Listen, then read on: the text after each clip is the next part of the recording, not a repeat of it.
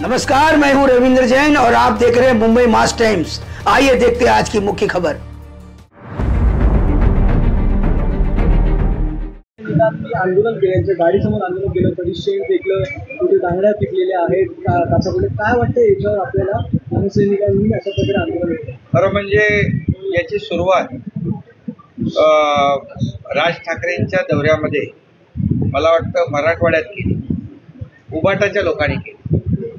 खरं म्हणजे हे आपली संस्कृती नाही, ही आपली परंपरा नाही आहे महाराष्ट्राची।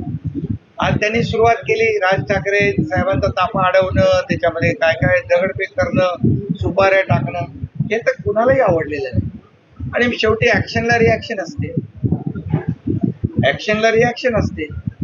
ती आज पाहायला इथे लोकांना मिळालं, परंतु याचं कुठलंही समर्थन या ठिकाणी अशा प्रकारच्या कुठलेही आज आम्हाला सुरुवातीपासून ज्या दिवशी सरकार स्थापन झालं त्या दिवसापासून काय म्हणताय, हे सरकार घटनाबाह्य आहे, हे सरकार 1 महिन्यात पडणार, हे सरकार 2 महिन्यात पडणार। झाले 2 वर्ष होऊन गेले, सरकार अधिकाधिक मजबूत होत गेलं, कारण आम्ही बाळासाहेबांचे, दिघे साहेबांचे विचार सोडले नाही। आणि विचार सोडले नाहीत म्हणून आज लोक आमच्या सोबत येत आहेत। आणि ज्यांनी विचार सोडले त्यांच्यावर अशी पाळी, अशा याचा सामना करावा लागतोय। ज्यांनी विचार सोडले त्यांना अशा परिस्थितीचा सामना करावा लागतोय।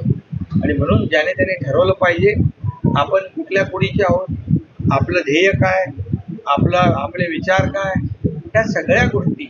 म्हणून सत्तेसाठी कुठलीही कॉम्प्रोमाइज विचारांची आम्ही करणार नाही आणि आम्ही केली नाही। म्हणून शिवसेना वाचवण्यासाठी, धनुष्यबाण वाचवण्यासाठी आम्ही हा निर्णय घेतला आणि लोकांनी त्याला पसंती दिली।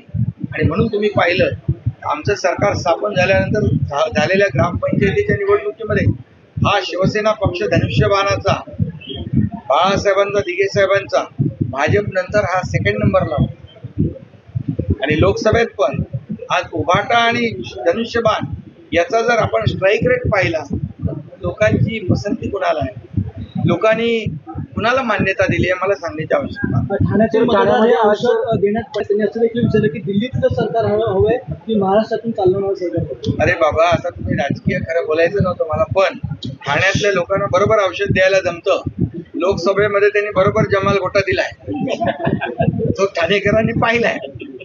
आणि दिल्लीचं काय आम्हाला सांगताय?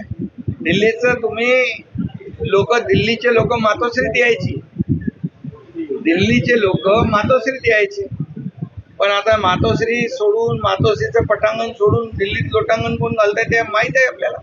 तर मला याच्यावर दिल्लीच्या बाबतीमध्ये कोणी दाखले देण्याची गरज नाही।